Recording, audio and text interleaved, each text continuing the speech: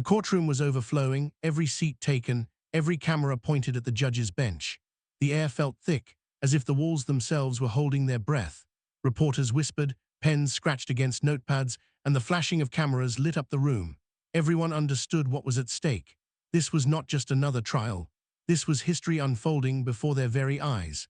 The outcome could shake the foundations of American politics and redefine the idea of accountability at the highest level.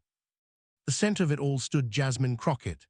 Calm, sharp, and unshaken, she carried herself with the poise of someone who knew the truth was on her side.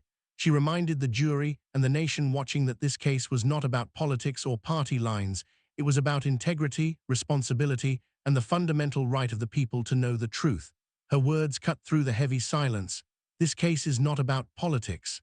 It is about integrity. It is about the people's right to know the truth. Across from her, the defense team was equally fierce. They leaned into their strategy of doubt and denial, portraying the entire proceeding as a spectacle. One attorney thundered back, "This is nothing but a political circus. You cannot put an entire administration on trial." Their tone was fiery, their gestures bold, but the jury's eyes kept returning to Crockett, who never once broke her calm composure. Days turned into nights, and the trial became the heartbeat of the nation. Evidence was dissected piece by piece, witnesses were cross-examined under relentless questioning, and the gallery sat in rapt silence, hanging on every word. Outside, the world followed every update, with millions glued to screens, waiting for the next revelation. And then, just when the trial seemed locked in a predictable rhythm, Crockett changed everything. She stood and announced, "The prosecution calls Robert Clean to the stand." For a moment, the room froze. A ripple of shock spread across the gallery, and reporters nearly tripped over themselves to capture the moment. Clean had once been an insider, working within the very administration now on trial. No one had expected him to appear here. He walked to the stand slowly, each step echoing through the courtroom like a drumbeat. His expression was calm but heavy, the weight of what he was about to say clear in his eyes. Crockett's questions were sharp and deliberate. "Mr. Clean, you served under this administration, did you not?" He nodded. "Why did you resign?" The room leaned in. His reply was steady, "Because I could no longer support practices I knew were wrong." Gasps filled the air. The defense sprang to their feet, trying to discredit him, accusing him of bias, of political motives, of bitterness. But Clean remained firm, his voice unwavering, his words cutting through the chaos like a blade. And then it happened, the moment that would define the trial, the moment the world would replay over and over again. Crockett asked a pointed question. Clean paused. The silence stretched 3 seconds, 5 seconds, 9 seconds of unbearable stillness. The entire courtroom froze. The jury held their breath. Even the defense attorney looked shaken. Finally, Clean spoke. And with those words, the weight of the case shifted entirely. By the time court adjourned that evening, the nation was in an uproar. Headlines screamed across every network, "Insider turns against administration." Social media exploded, hashtags trended, and millions shared the 9-second silence that had left the courtroom trembling. For some, it was proof of corruption at the highest level. For others, it was betrayal. But one thing was undeniable: the tide of the trial had turned.